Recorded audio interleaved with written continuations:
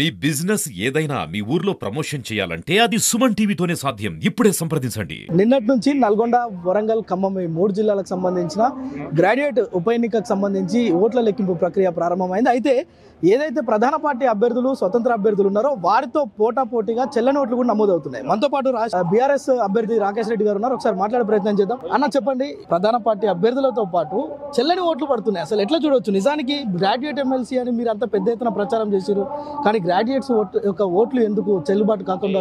అంటే ఇది ఒక ప్రయారిటీ ఓటింగ్ సిస్టమ్ కాబట్టి దాంట్లో first priority, second priority, third priority అని ఇవన్నీ ఉండడము దాని కారణంగా కొంత కన్ఫ్యూజన్కి లోనై గ్రాడ్యుయేట్స్ సైతము సరిగ్గా ఓటు వేయలేనటువంటి పరిస్థితి మనం చూస్తున్నాం.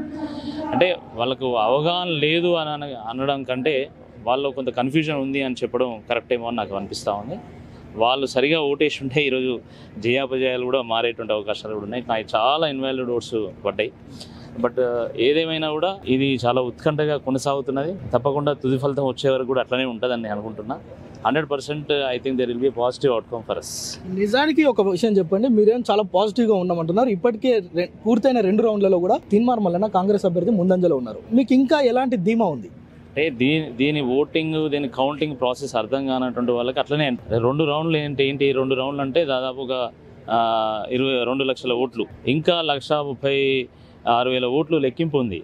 అది కాకుండా మళ్ళీ ఇక్కడ ఎవ్వరు కూడా 50% రీచ్ కావట్లేదు. కాబట్టి మళ్ళీ మొత్తం సెకండ్ ఓట్లన్నీ మళ్ళీ లెక్కింపు మొదలు పెడతారు. దాని తర్వాత ఎలిమినేషన్ ప్రాసెస్ ఉంటుంది. ఇదంతా ఉంటుంది. ఇది అర్థం కానటువంటి వాళ్ళు ఏంటంటే ఫస్ట్ ప్రయారిటీ ఒక రౌండ్ రాగానే అయిపోయింది ఇంకా అనే రకంగా లెక్క కడుతున్నారు. ఇది కరెక్ట్ కాదు. నిన్న సాయంకాలం ఫస్ట్ రౌండ్ ఓటింగ్ కాగానే 15,000 మెజార్టీ వచ్చింది కాంగ్రెస్ పార్టీకి అని చెప్పి మొత్తం న్యూస్ సర్క్యులేట్ అయింది. చాలా దురదృష్టకరం ఇది. నేను ఎక్కడ కూడా మీడియాలో ఇప్పటివరకు మాట్లాడలేదు. మీడియాలో మాట్లాడలేక కాదు, మిగతాది కాదు, కానీ అది ఒక కొలిక్కి వచ్చిన తర్వాత మాట్లాడాలనేటువంటి ఉద్దేశంతో నేను మాట్లాడుతున్నా. ఇప్పుడు నేను చెప్తున్నాను, ఫస్ట్ ప్రయారిటీలో కాంగ్రెస్ పార్టీకి లీడ్ ఉండబోతున్నది.